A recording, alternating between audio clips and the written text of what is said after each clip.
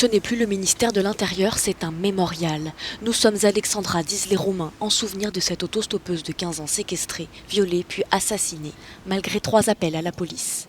Au même endroit dimanche dernier, des milliers de manifestants défilaient en silence. Pour Alexandra, oui, mais surtout pour ce qu'elle représente. Ce cas tragique n'est pas un cas isolé. Des choses comme ça arrivent tous les jours. Ce n'est peut-être pas aussi violent et pas aussi médiatisé, mais les violences contre les femmes sont quotidiennes. Cette militante ne cesse de le dire, les violences faites aux femmes sont de plus en plus courantes en Roumanie. Selon les statistiques de la police, en 2 ans, le nombre de cas a doublé. Rien que l'année dernière, on recense 35 600 affaires de violences domestiques ou liées au genre, soit une centaine tous les jours. Mais à l'heure actuelle, les débats ne tournent pas encore autour du contexte sociétal de ce drame. Le président Iohannis parle d'une longue série d'erreurs. Le chef de la police en Roumanie a été limogé, puis la ministre de l'Intérieur, en poste depuis une semaine à peine, a dû démissionner. Les policiers sont jugés trop corrompus, mais eux dénoncent le manque de moyens humains et le poids du pouvoir politique. À chaque fois qu'une figure politique entre en fonction, systématiquement, ils nomment de nouveaux chefs à la tête des institutions qu'ils dirigent. Cela leur permet de servir leurs intérêts particuliers.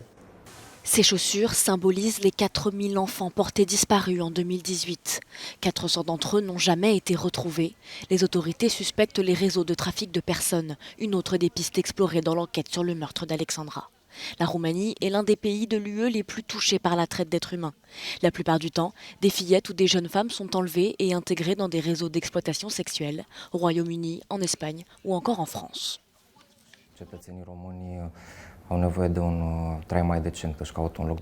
Le fait que les citoyens roumains recherchent une vie meilleure ou un meilleur emploi est parfaitement justifiable.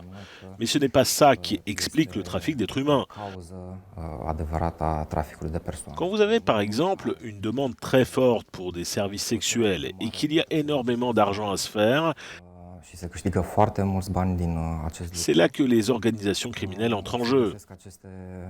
Le tollé provoqué par le meurtre d'Alexandra fait pression sur le gouvernement pour mettre en place des réformes structurelles urgentes, en particulier dans la police et le système judiciaire. Mais dans un pays où les violences domestiques sont monnaie courante, la mort tragique de ces jeunes filles peut agir comme un catalyseur du changement, pas seulement au niveau de l'État, mais également au niveau des mentalités. Laurențiu Colintineanu, Euronews, Bucharest, Romania.